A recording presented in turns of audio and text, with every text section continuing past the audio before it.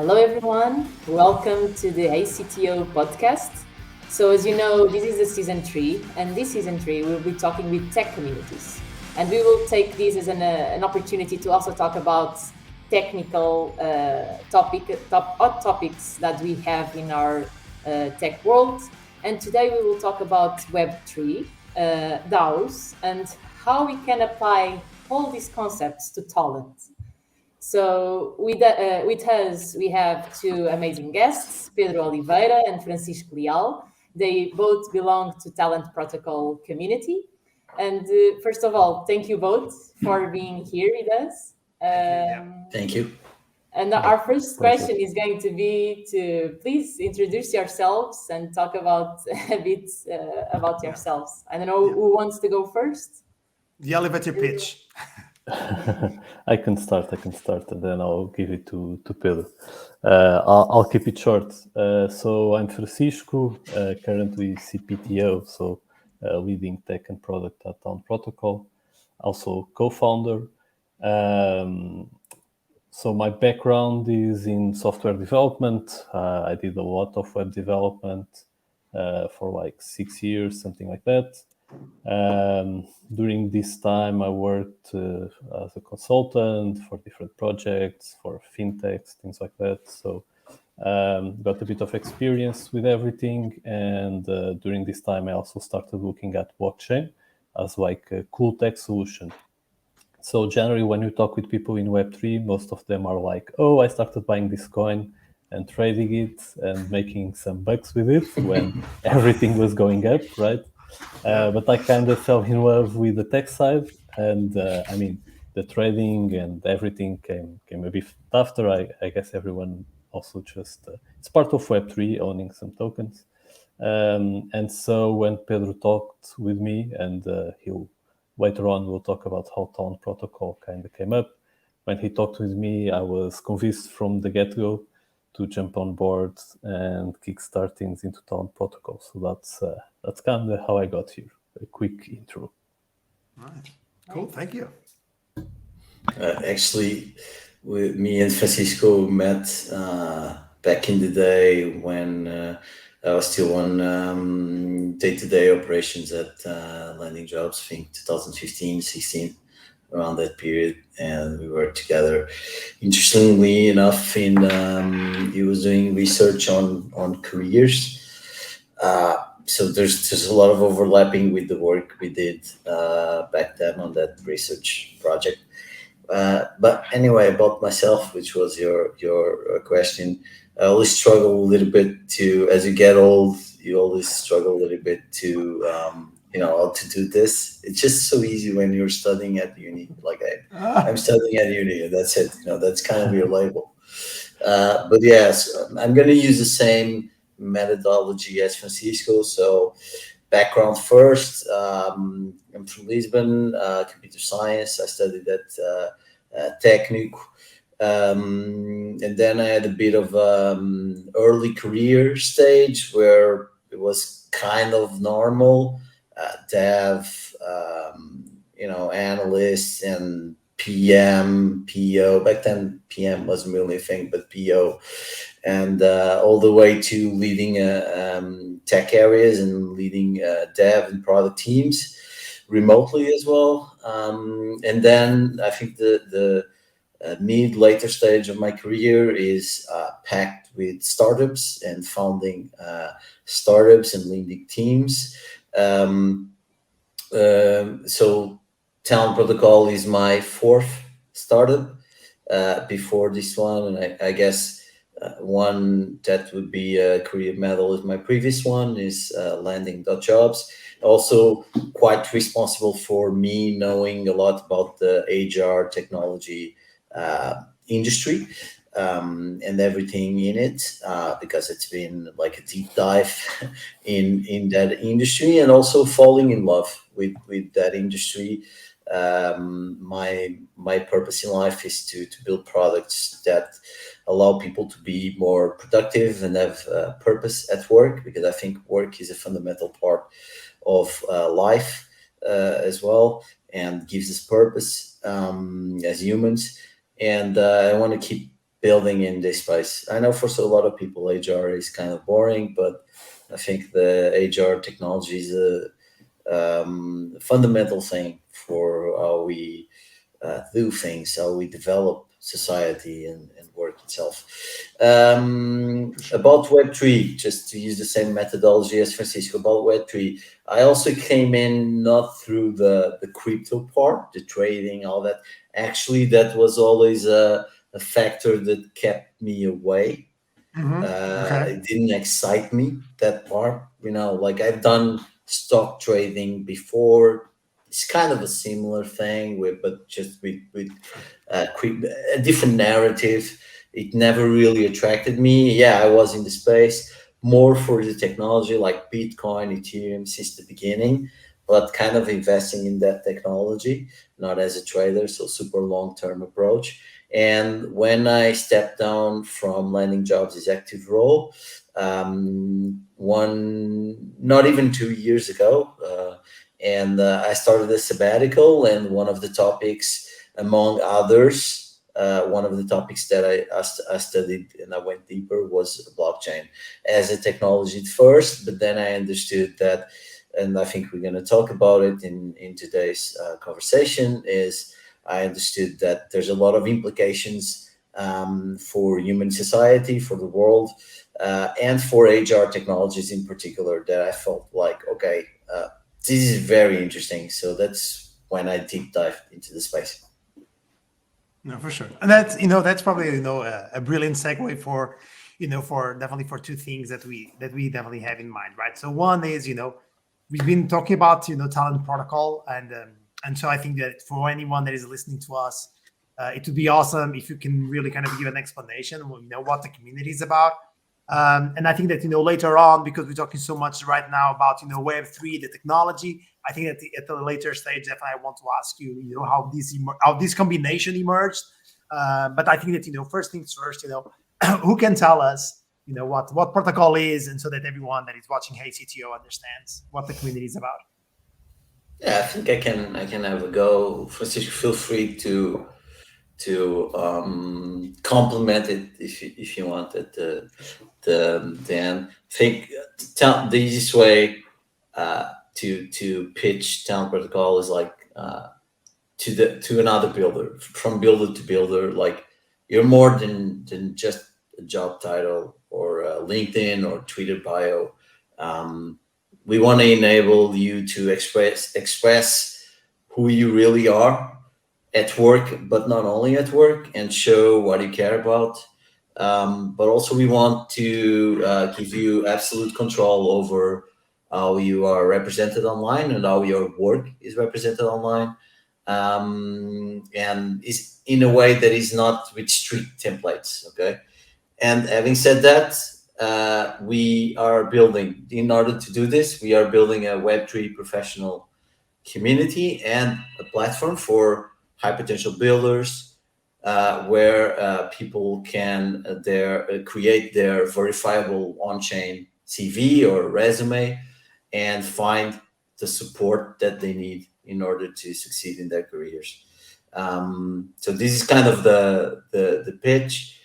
You can go on talentprotocol.com, set up your profile, and from that moment onwards, you don't need to connect your crypto wallet or launch your token. You can do that as well, but you can use it as if it was a Web2 experience.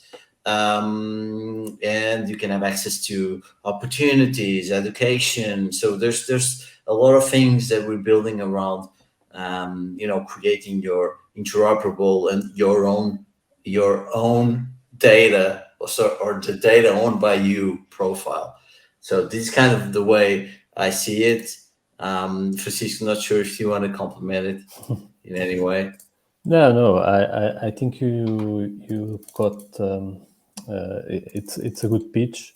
What I would just add is that we are really trying to bring more visibility into the talent space by having an assumption that's not normal, I guess, which is, at least in Web3, and if we talk a bit about tokens, we can also talk a bit more about this, but in Web3, there's a lot of talk about scarcity, right? So it's good that there are not a lot of resources, because that means that the resources that exist have more value, right?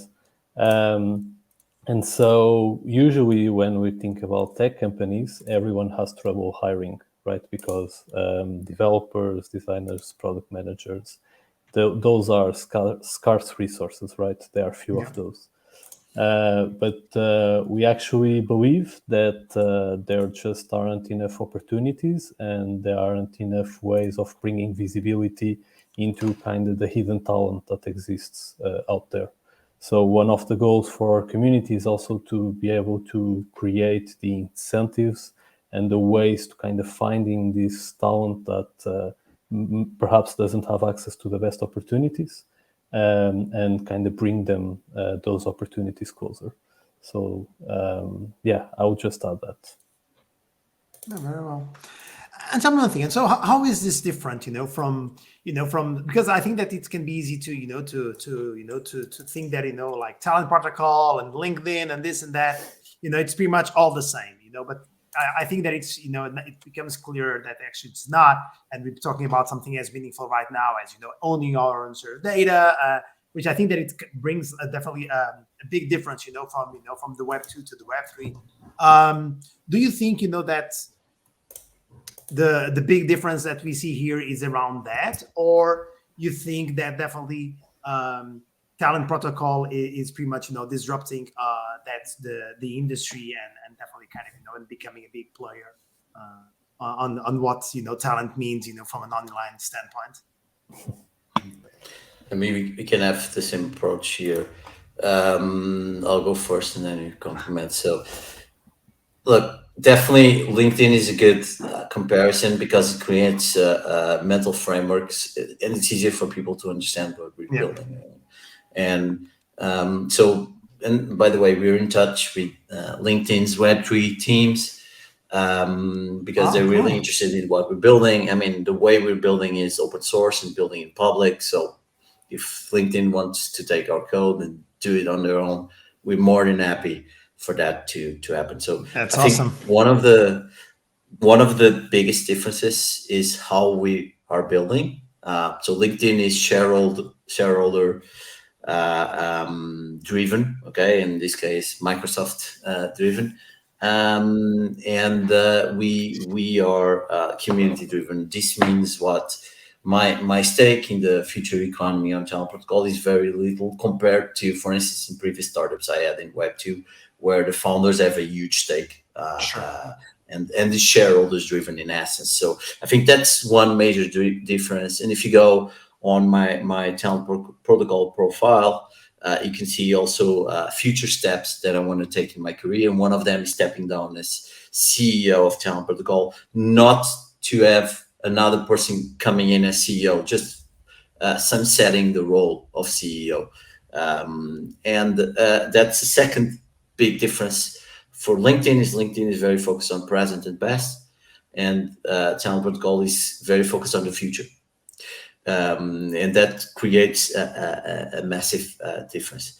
Other differences, I'll close with these two, and I think there are major differences. One of them is the way we create the talent protocol is, and to enable people to have success in their careers, is to almost like a vouching system. We call it investment, but it's a vouching system, a staking mechanism in essence in the DeFi world. That would be a staking mechanism where people can stake on other people. And that's the way I'm saying, if I stake on Pedro Torres, I believe in you. If I stake on Sara, I believe in Sara. It's a belief economy, okay? And this creates a reputational framework and the reputational data around the social graph. Okay, that is more serious than a common referral in LinkedIn, right? Because we are talking, it's almost like a much more serious sort of voucher. Yeah, it's skin in the game. There you go. Exactly. There is skin in the game when that happens. When you stake on someone, the money isn't given to that person, it's staked on a smart contract. So you can then stake it at some point and invest in someone else or keep hold it there. So it's up to you, to the supporter, to do whatever they want. But this is a massive difference in functionality and in purpose compared to LinkedIn. I would say the last one is something we don't have yet, but we're working very hard on, which is having verified journeys. So this means not only having that focus on the future, but also for the present and the past to verify the journeys. Okay, and this can be a peer-to-peer verification or an institutional verification. And this is something, by the way, that I think LinkedIn, they could use the power of Web3 to have a go at it, and I think it would benefit the work society if they would do that. I know by fact from their team that one of the biggest problems they have is that there's people doing background checks on other people with LinkedIn data, and LinkedIn data is not verified at all. Yeah, I you can even write go. whatever I you can want. even go further. Sorry, Francisco. That is, you have people on LinkedIn saying that other people worked in the company, and so we can even create circles of a lie. Let's say all of a sudden the four of us, we put that we worked on Google in 2013. And then, I'd say that Sarah did that. Sarah says about Pedro. Pedro said about Francisco. Francisco said about me. And we are kind of verifying ourselves and into that point. And so I think it's so easy to really to mislead people and create some sort of, fake reputation that definitely brings some more clarity and honesty to the process. Yeah, and also lack of proof of humanity as well. Like, how do you know it's not a bot you're dealing with? So one of the things we do on Channel Protocol, we verify, but our verifications is kind of like the Twitter blue check mark, but you don't have to pay the $8 per month. It's a proof of humanity. You are who you say you are. Okay. Now we do that with our ambassadors, but we're now automatizing that. So it's done by, I think it's Persona. It's a tool that does that.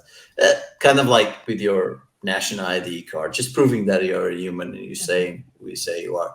And I think that's also another level of identity verification that LinkedIn could have.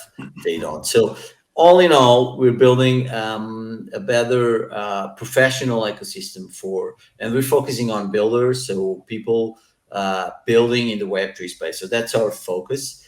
It can be for anyone. I mean, if you are a car driver or bus driver, whatever, you can also create your profile on Channel Protocol. But our marketing is focused on Web3 builders. That's our main focus. Yeah, so I would just compliment, because I think that Pedro really did a great job in showcasing that, the building in public side of things, in the sense that in Web3, given the way that most blockchains work, the value, right, who's holding what tokens, how much money they have, the interactions that you have between wallets, everything is public by default.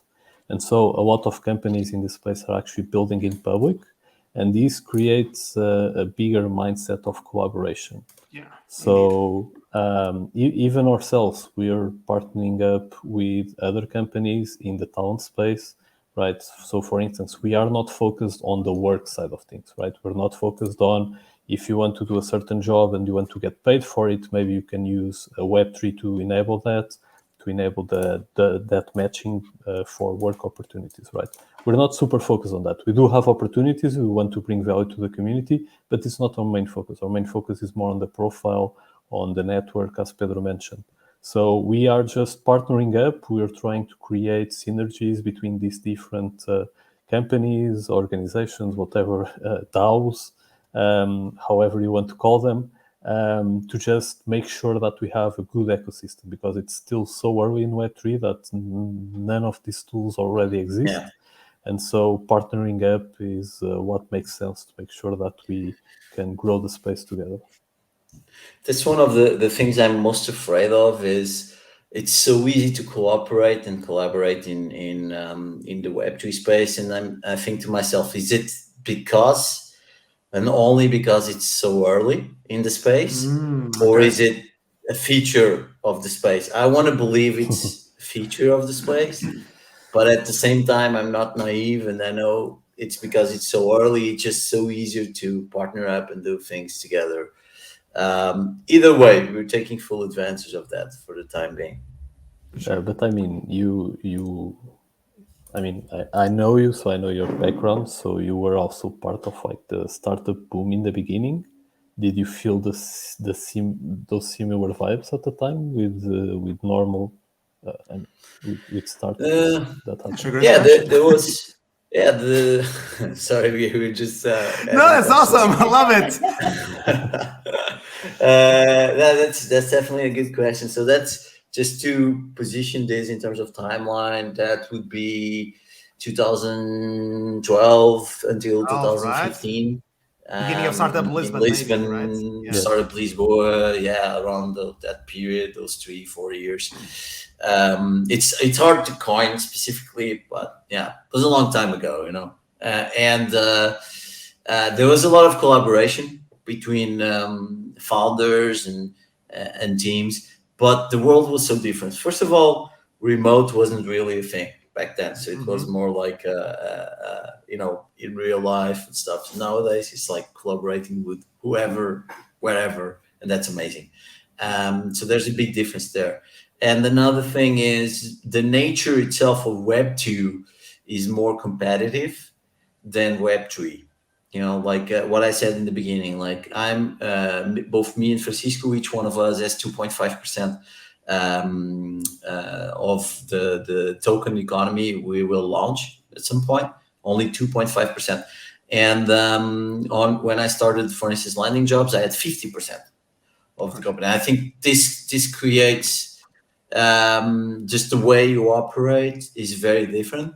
And also another thing, Web3 is typically open source by default, so that's also a big difference. So there's big differences there, but in terms of vibe, there's some similarities. Interesting. Some. So eventually, as we end, the uncharted territory stage, eventually we might end up with a little bit more of competition, and that's probably something super interesting. That is, it's really early right now in terms of industry maturity. Like, is it fair to say that we are still to see a lot of Web3? Can we say that the best is still to come, or that we are going to a next level of maturity? Or do you think that we are already in a very good stage and that we are pretty much we already crossed the chasm, so to speak? I can start.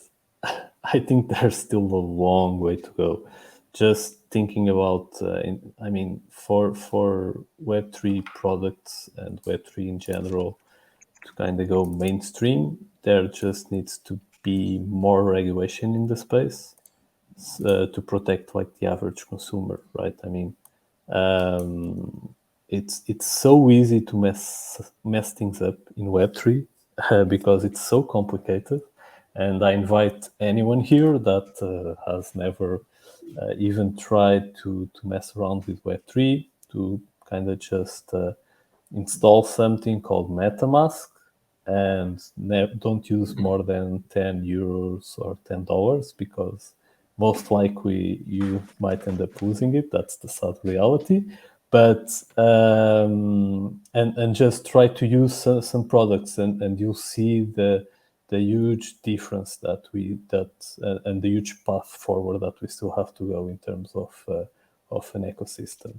I mean, one of the things that we at Town Protocol did, I mean, we work in seasons, so we've already like done big revamps of our product and our platform.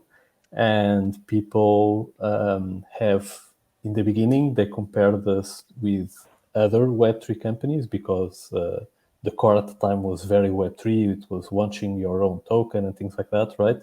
So they compare our experience with Web3 and people said, oh my God, this is a great experience. But we, with our Web2 background, we looked at the product and it's like, we still have miles and miles to go to have a good experience. But this is just Web3. So hard that even someone that thinks a little bit about the experience and the product and so on is able to achieve a better experience than most companies in Web3. I think this has also to do that blockchain has a very theoretical start, I mean, people for the projects are still writing white papers, which are essentially papers as you write when you're doing research for your PhD or something like that, Yeah. right? So, I mean, if that's like the core for a product, then there's something wrong with it in a way.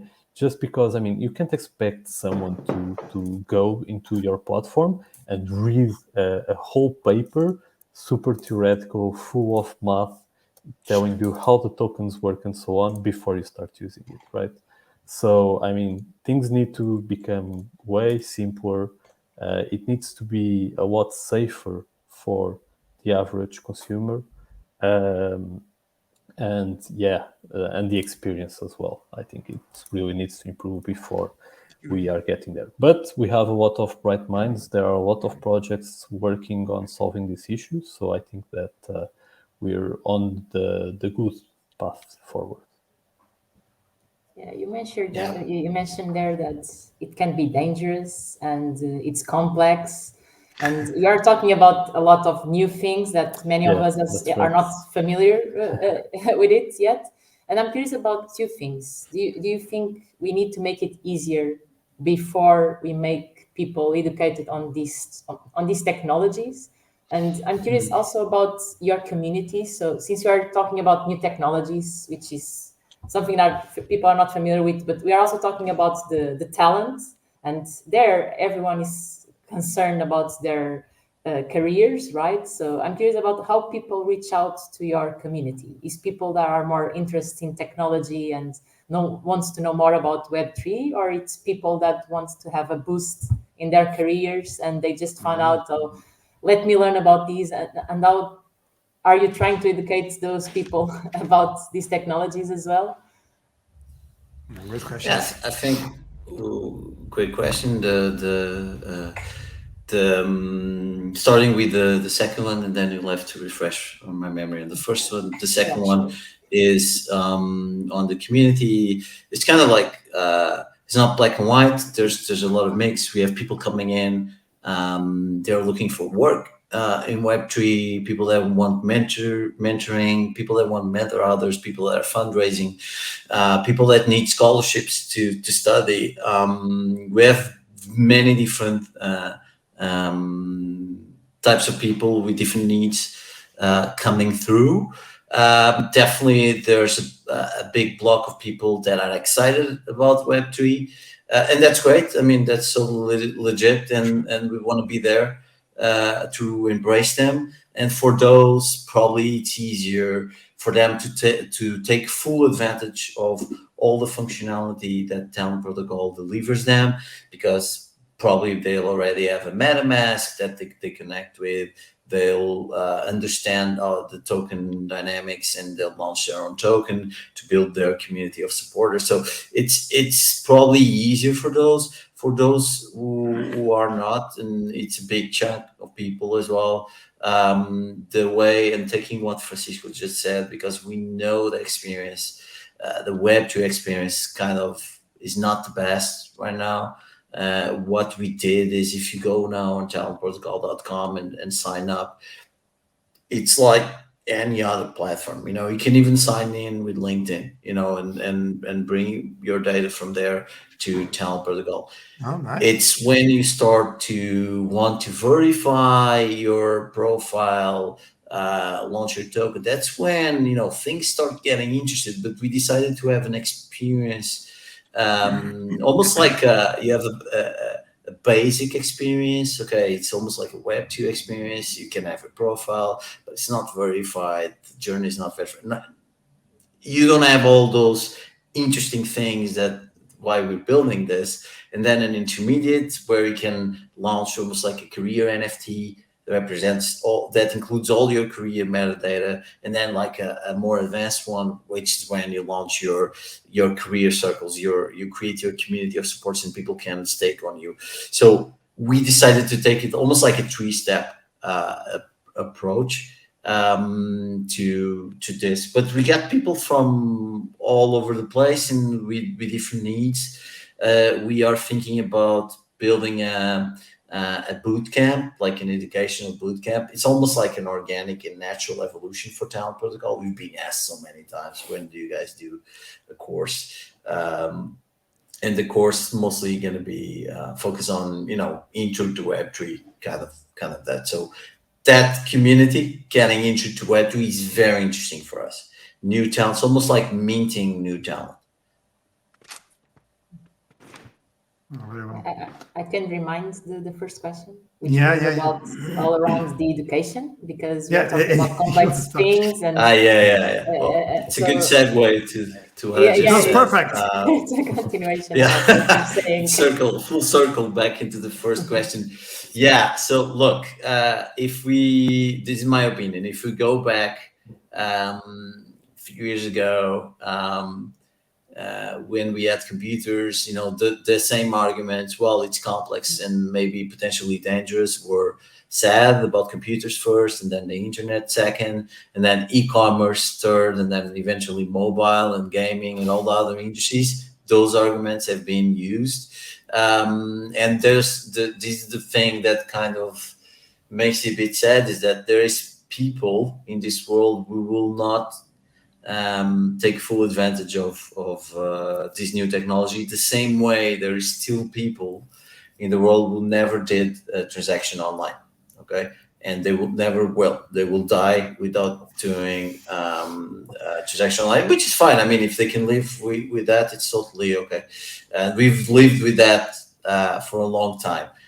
What I feel is, for instance, on my family side, my mother only really started came into e-commerce when she had a mobile and she could order an Uber. That was her entry First transaction. point. That first transaction. I think we're miles away from non-Web3, or what we call the normies, having that first transaction. Okay, the ideal and the initial sales pitch of blockchain was killing the banks, not needing the banks, not trusting the banks. But I think that doesn't hit the normal person in the Western and developed societies. That's a very interesting sales pitch for people in countries where their institutions cannot be trusted. Okay, countries like Venezuela and other countries. I don't want to go into specific regions, but there's a lot of regions in the world where crypto is not an opportunity, or Web3 is not an opportunity. It's a need. Okay, so I think we need to, especially the four of us, we live in a region where we still have a stable ish economy, and say what it will, but our institutions can still be at least half trusted. I mean, if you need a passport or an ID card, you'll get it. Or if you have any problem with justice, maybe you can get some amount of justice. That some people would disagree with me on that one, but okay. And if you want to open a bank account, you can, just because you have your national ID card. And there's a lot of places in the world where you can't do that. And sometimes when we talk about Web3, the fundamentals for us, maybe they're not very interesting, but there's a lot of other things that are, like what we talked about with certifications and verification or all of that is closer to what we need. But for other regions in the world, just that is enough. And Web3 and crypto makes sense, and it's absolutely necessary for them. I know a lot of projects working in those dimensions, especially universal basic income and these sort of things, where it just awesome. Makes sense. Web3 makes sense for that. Super cool.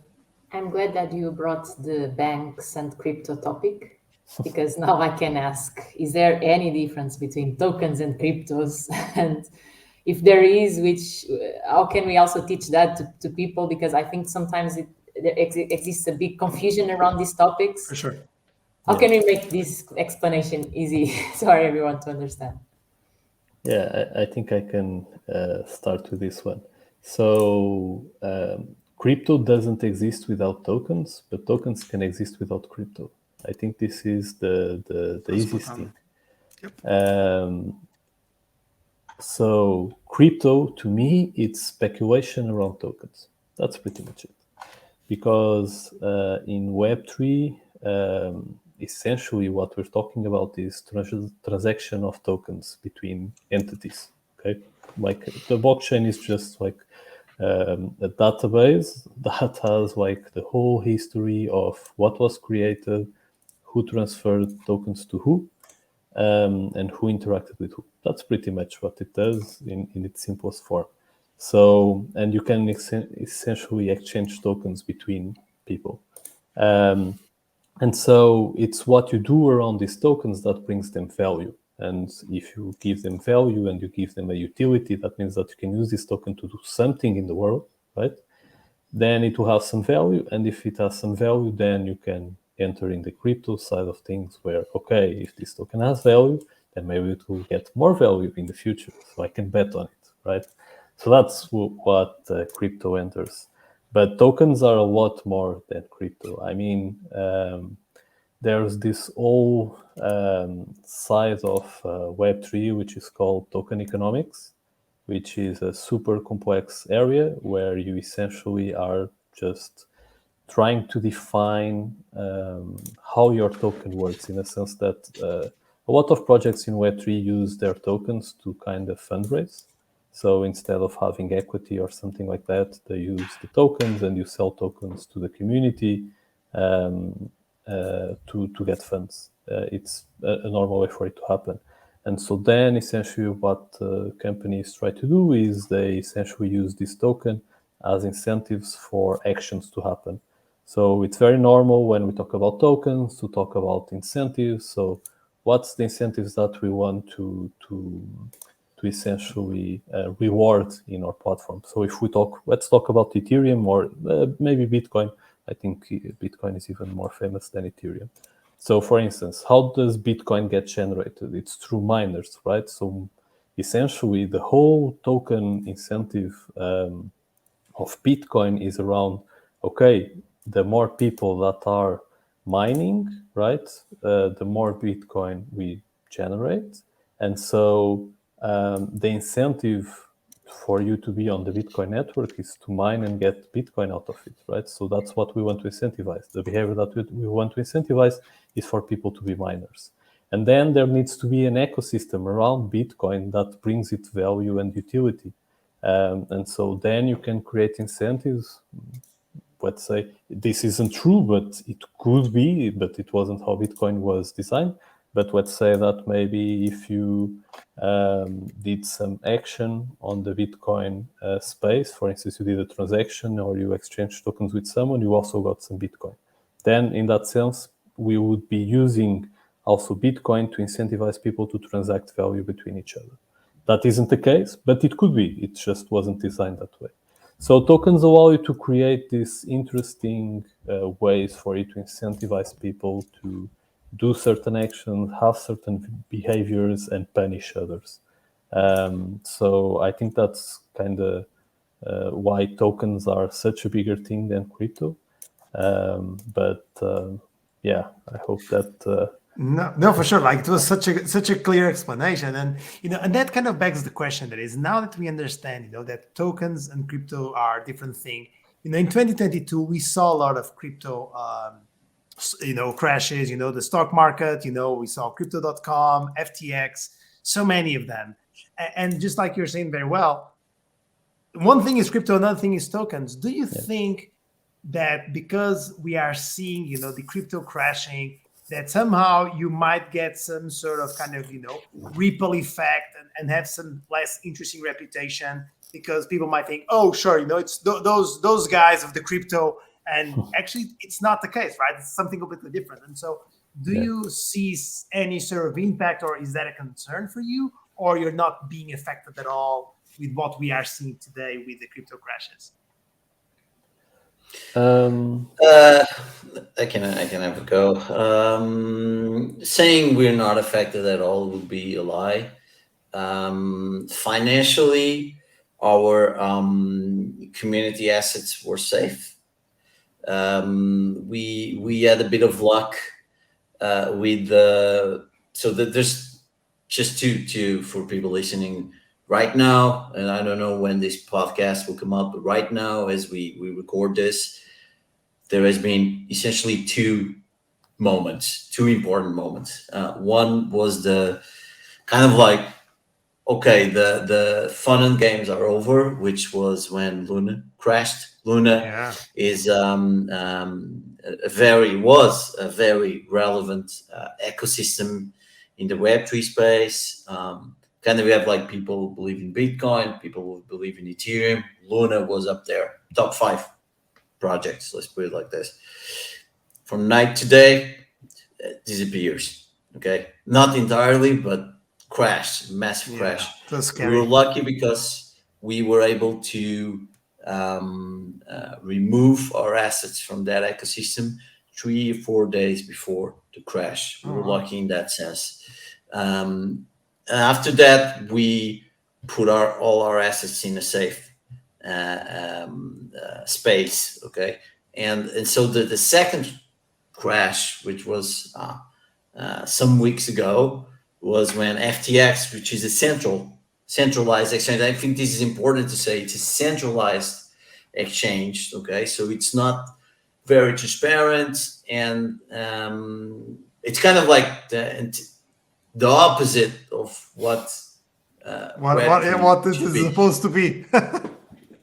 There's some advantages in having centralized exchanges, like Coinbase, for instance. Their app is, you just install the app and you're ready to go, right? So that they make it easy. All that experience, they make that experience look easy for you. But when I say you, is usually traders or people who want to do something with crypto, which is not exactly my crew. So that crashed, and we were already financially okay. So we didn't get affected with that. What affected us was, overall reputation, especially the second crash. Why? Because the founder of the second crash, which was arrested today by the Bahamas authorities, Sam Bankman-Friedman, SBF for short. The guy. It was kind of like a superpower within the Web3 space, a good actor. People would look up to him. And in the end, it was not that. It was a Bernie Madoff. That's it. This is just the way it is. Much worse than Bernie Madoff. Why? Because he was, for instance, the second largest donor to the Democrats in the United States, to Biden. He crazy. was buying journalists. And publications, and he was owner of some of this. So it was really like Bernie Madoff times 100. And so it creates a reputational backlash to the whole ecosystem, and almost like confirmation bias. People will say, "Oh, crypto is a scam." They'll say, "You see, it is," and it's like, for people like me and Francisco, we didn't come into this space because of that, the trading part. So when we look at that, what we see is, you know what? That's a centralized exchange. Everything that was decentralized is cool, up and running, working. We don't trust the people, SPF. We trust the code, smart contracts. That's what we trust. And that's the kind of like the stance of crypto and blockchain should be exactly that. Is like, look, we humans want to be able to cooperate with each other a lot better, but the problem is the humans. So why don't we use code for transactions, for finance and economy, but also for governance? We can talk about DAOs next. To help humans trust each other more, and therefore build better things together, and coordinate and orchestrate things together in a better way. And that's the beauty of blockchain, which blockchain doesn't appear like that. I mean, the backbone of blockchain is distributed systems, And all of us in this call, people listening to this call, I mean, that's nothing new for us. So, Indeed.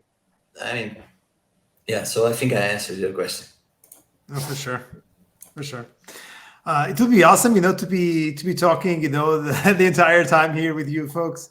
But we also need to be mindful of time, and just like I usually say, we really need to land the plane on this one.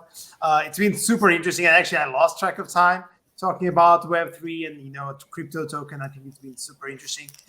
But right now, we have 2 last questions for us to end the show today. And these 2 questions that we brought for you today, it's pretty much for people to know you a little bit better. And so I will ask the first one. Sarah, you will ask the second one if you don't mind. Okay. And so the first one is Francisco and Pedro. Choose who wants to go first.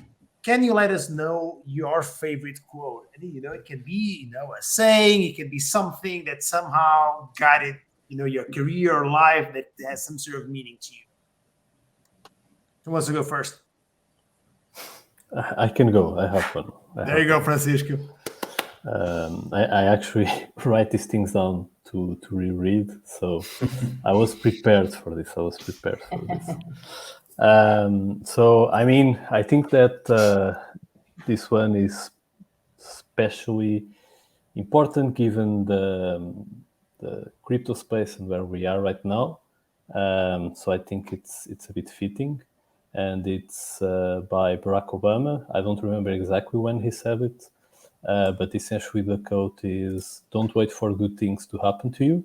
If you go out and make some good things happen, you will fill the world with hope. You will fill yourself with hope. And so I think I really enjoy this mindset of essentially paying it forward, right? Which is something that at Down Protocol we also talk a bit about. And especially now that the space is a bit, I mean, as we said, there's our reputation went down a bit, right? But there are still a lot of good people here, good people in the space. So let's do our own paying it forward and doing good things for the communities that are out there in the world. Very well. Powerful. How about you, Pedro? Yeah. I have one that I have a slash with it. A tile. A tile, yeah. And it says in Portuguese, vida é dura para quem é mau. So life is tough if you're soft. Can be interpreted in many ways. The way I see it is a reminder for resiliency. And this also, for all aspects, individually or collectively, we need to be more resilient as a society, as individuals. Otherwise, we're gonna have a tough time. So yeah, just a reminder to keep going, to not give up,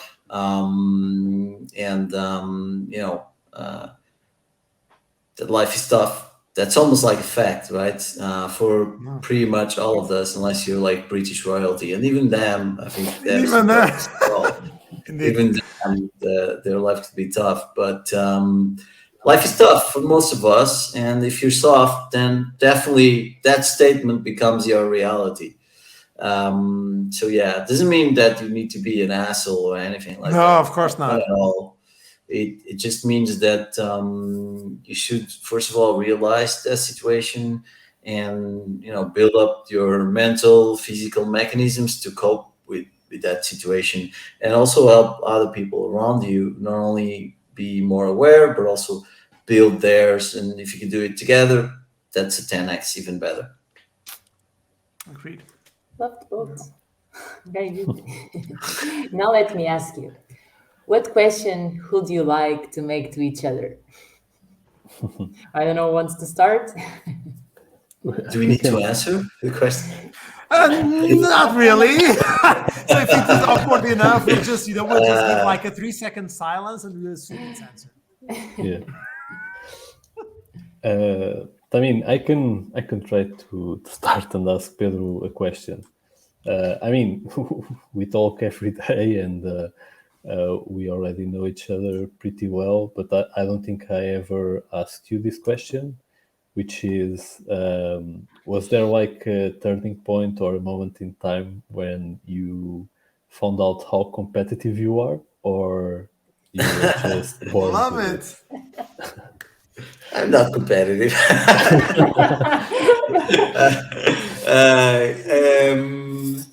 No, look, I know people who are a lot more competitive than I am.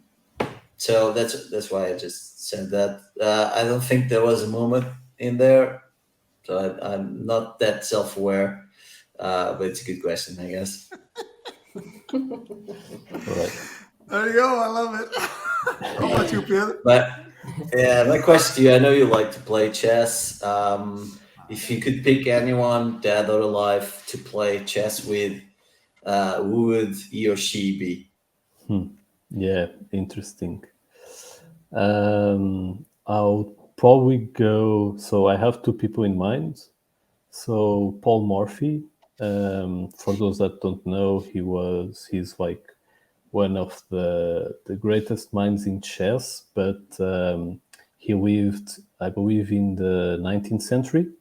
And so this was before like chess theory or people actually learning chess was a thing, right? So he just really understood the game. And especially for people that are trying to learn chess nowadays, you have these computers, you have so much information, it's so hard to process. But back then, like, the chess he played was simple and easy to be understood. And so perhaps him, I'd say him. Oh, very well. So this is it. This is today's episode. So first of all, Francisco, Pedro, thank you so much, for being in the show today. It was super, super rewarding. I think the people that watch the show or see or hear the show, they will learn about Talent Protocol. We spoke about Web3, about tokens, crypto, about DAOs. It was so informative, about how easy it is and all the challenges on the space. So thank you all. This is today's episode, and that's it. That's a wrap. Thank you, everyone. Thank you. Perfect. Thank you for having us. Yeah. Bye-bye.